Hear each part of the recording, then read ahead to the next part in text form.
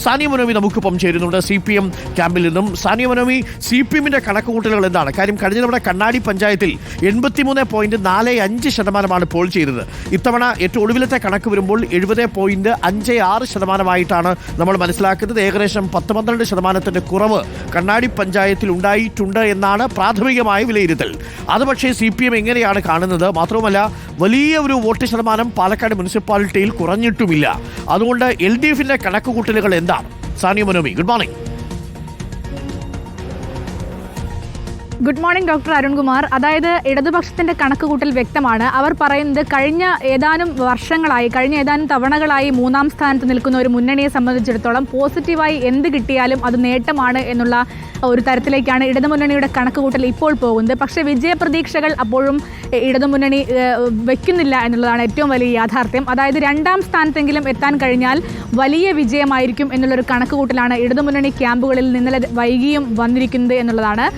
അതായത് ഇവർക്ക് ഈ തെരഞ്ഞെടുപ്പിലുള്ള നേട്ടങ്ങൾ പലതാണ്. ഒരു ഗ്രൗണ്ട് ഉറപ്പിക്കാൻ കഴിഞ്ഞു, പുതിയ കേഡറെ കിട്ടുന്നു, അദ്ദേഹത്തിനെ കൊണ്ട് പരമാവധി വോട്ടുകൾ പുതിയതായി പിടിക്കാൻ കഴിയുന്നു. ഇത്തരത്തിൽ പാലക്കാട് തിരിച്ചുവരവ് എന്നുള്ള നിലയിലേക്ക് LDF എത്തുന്നു എന്നുള്ളത് തന്നെയാണ് ഏറ്റവും വലിയ നേട്ടമായി ഇപ്പോൾ ഇടതുമുന്നണി കാണുന്നത്.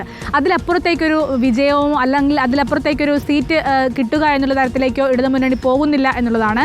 അതായത് വിജയപ്രതീക്ഷ കോൺഗ്രസിന് തന്നെയാവാനുള്ള സാധ്യതയാണ് ഇടതുമുന്നണി കാണുന്നത്. അതേസമയം മറ്റൊരു പ്രധാനപ്പെട്ട കാര്യം BJP മൂന്നാമതേക്ക് പോകും എന്നുള്ളൊരു വിലയിരുത്തലും CPM ക്യാമ്പിലുണ്ട് എന്നുള്ളതാണ്. കണ്ണാടിയിൽ വോട്ട് ശതമാനം കുറഞ്ഞതിനെ പക്ഷേ ന്യായീകരിക്കുകയാണ് CPM ചെയ്യുന്നത്. കാരണം തങ്ങളുടെ മുഴുവൻ വോട്ടുകളും പോൾ ചെയ്തിട്ടുണ്ട്. പോൾ ചെയ്യാതെ പോയതെല്ലാം UDF-ന്റെ വോട്ടുകൾ തന്നെയായിരിക്കുമെന്നാണ് കരുതുന്നത്. എന്നാൽ നഗരസഭയിലേക്കടക്കം വോട്ട് കുറഞ്ഞത് BJP-ക്ക് ഒരു എതിർപ്പുണ്ടാകുന്നത് കൊണ്ടായിരിക്കും. ഒരു പക്ഷേ ഈ നഗരസഭാ ഭരണവും മറ്റുമുള്ള എതിർപ്പ് കാരണമായിരിക്കണം ഒരു പക്ഷേ നഗരസഭയിൽ വോട്ട് കുറഞ്ഞത്. അതുകൊണ്ട് അത് BJP-ക്ക് എതിരാവാനുള്ള സാധ്യതയാണ് കാണുന്നത് എന്നാണ് പറയുന്നത്. BJP-ക്ക് സ്വാധീനമുള്ള മേഖലകളിലെല്ലാം വോട്ട് കുറഞ്ഞിട്ടുണ്ട് എന്നാണ് LDF-ന്റെ ഒരു വിലയിരുത്തൽ. അതേസമയം UDF-ന് വലിയ തരത്തിൽ എവിടെയും വോട്ട് കുറഞ്ഞിട്ടുമില്ല എന്ന് കണക്കാക്കുന്നു. ഇനി എന്തെങ്കിലും അത്ഭുതം സംഭവിക്കാത്ത പക്ഷം LDF-ന് വിജയസാധ്യതയില്ല എന്ന് തന്നെയാണ് കണക്കാക്കപ്പെടുന്നത്. മറിച്ച് രണ്ടാം സ്ഥാനത്തെത്തുക എന്നത് തന്നെ വലിയ വിജയമാകും.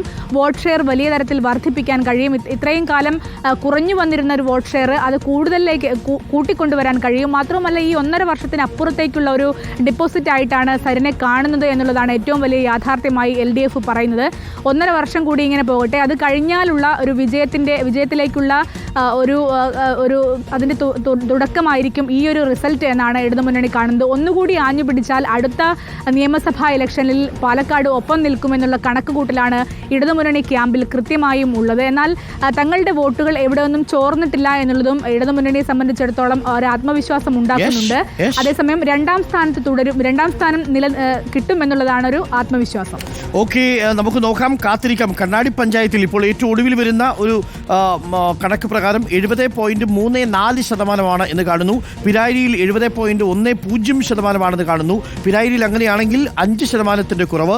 പാലക്കാട് നഗരസഭയിലും 5% കുറവുണ്ട്, 4% കുറവുണ്ട് എന്നാണ് ചില കണക്കുകൾ ഇപ്പോൾ വ്യക്തമാക്കുന്നത്. നമുക്ക് ഈ കണക്കുകൾ ആധികാരികമാണോ എന്ന് പരിശോധിക്കണം. 10 മണിയോടുകൂടി മാത്രമേ നമുക്ക് ഈ ബൂത്തുകൾ തിരിച്ചുള്ള കണക്കുകൾ ഏകീകരിച്ചുകൊണ്ട് കൃത്യമായ കണക്കുകളിലേക്ക് എത്താൻ സാധിക്കൂ. ഓർമ്മിക്കുക, ഇത് പോസ്റ്റൽ ബാലറ്റ് ഇല്ലാതെയുള്ള കണക്കുകളാണ്. പോസ്റ്റൽ ബാലറ്റ് വരുമ്പോൾ ഒരു 1.5% വർധനം ഉണ്ടാവും. മാത്രമല്ല, ഏർലി വോട്ടുകൾ കൂടിയുണ്ട്. ആ ഏർലി വോട്ടുകൾ എന്ന് പറയുന്നത് പ്രായമായവരെ വീട്ടിൽ പോയി നേരത്തെ വോട്ട് ചെയ്യിപ്പിച്ചതാണ്. അത് 0.5% വരും. പോസ്റ്റൽ ബാലറ്റുകൾ 1.5% വരും. രണ്ടും കൂടെ കൂട്ടിയാൽ 2% കൂടി കണക്കുകൾ നമ്മൾ പറയേണ്ടി വരും. അങ്ങനെയാണെങ്കിൽ പാലക്കാട് നഗരസഭയിൽ 72% എത്തി. കഴിഞ്ഞ തവണത്തെ 75 ടാലിയെങ്കിൽ അന്തിമ ഫലത്തിനായി അല്പസമയം കൂടി പ്രിയപ്പെട്ട പ്രേക്ഷകർ കാത്തിരിക്കണം.